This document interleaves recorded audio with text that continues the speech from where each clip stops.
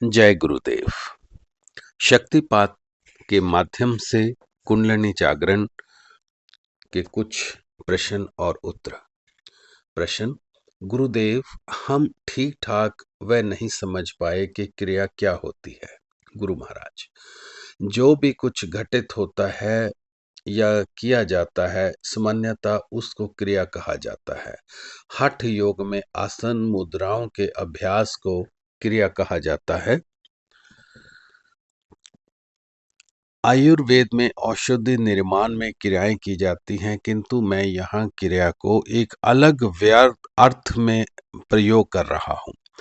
कर्म में जीव का कर्ता भाव होता है, किंतु क्रिया में कर्ता भाव नहीं, दृष्टा भाव या साक्षी भाव होता है। कर्म जागृति से पूर्व किया जाता है, जिसमें सभी प्रकार की आणवी साधनाओं का भी समावेश है, किंतु क्रिया जागृति के पश्चात अपने अंतर में घटित होती हुई अनुभव की जाती है।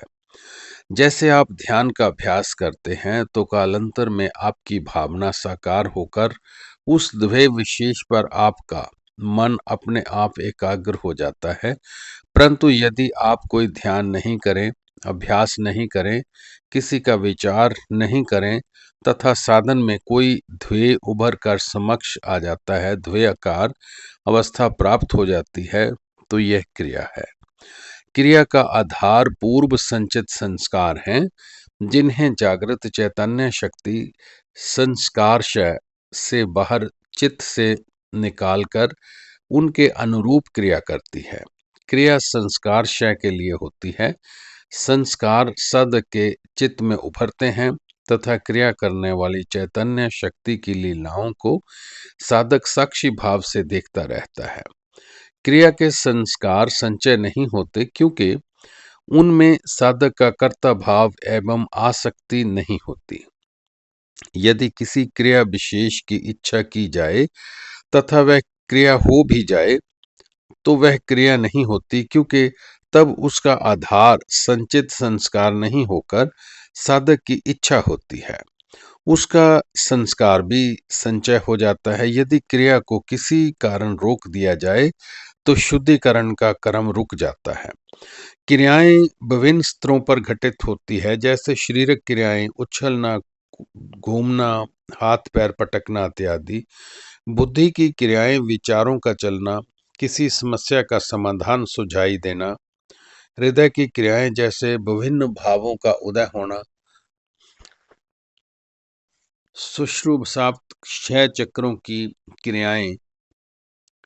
फिर इन सब में उसमें भिन्न तत्वों के आधार पर क्रियाएं, अर्थात जैसे तत्वों का विकास हुआ वैसे ही क्रिया में एक दूसरे में विलीन होने की क्रियाएं, किंतु यहाँ तक बहुत कम साधक पहुंच पाते हैं।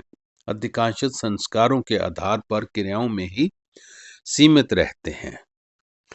फिर चित्त में कौन सा गुण प्रभावी है, इस पर क्रिया के स्वरूप का बहुत कुछ आधार। यदि सत्व गुण प्रभावी हो तो क्रिया में सौम्यता अधिक होगी, किंतु अत्यंत आनंददायक होगी।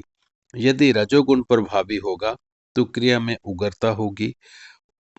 उग्र क्रियाओं में के लिए शरीर आधार की आवश्यकता अधिक रहती है। उग्र क्रियाओं के लिए शारीरिक आधार की आवश्यकता अधिक रहती है। जितना शारीरिक आधार अधिक होगा तथा क्रिया में उग्रता भी अधिक होगी, उतना आनंद की मात्रा में कमी आती जाएगी। जब चित्त में तमोगुण प्रभावी होगा तो क्रिया में जड़ता, आलस्य, प्रमाद, काम, क्रोध आदि भाव प्रकट होंगे। आनंद एवं उग्रता में एकदम कमी आ जाएगी।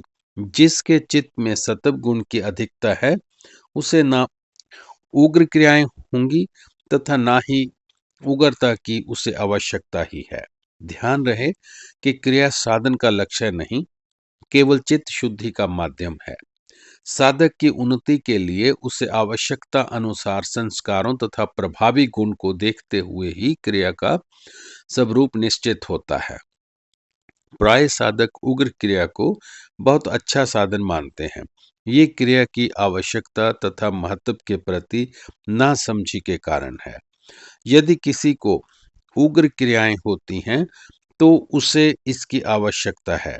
यदि नहीं होती तो उसे ऐसी आवश्यकता ही नहीं है। सब में मुख्य संस्कारों का शुद्धिकरण है, चित्त भूमिका का निर्मलता है, विषयों के प्रति अनासक्ति है, जगत के प्रति उपरामता है तथा ईश्वर के प्रति समर्पण है। जय गुरुदेव।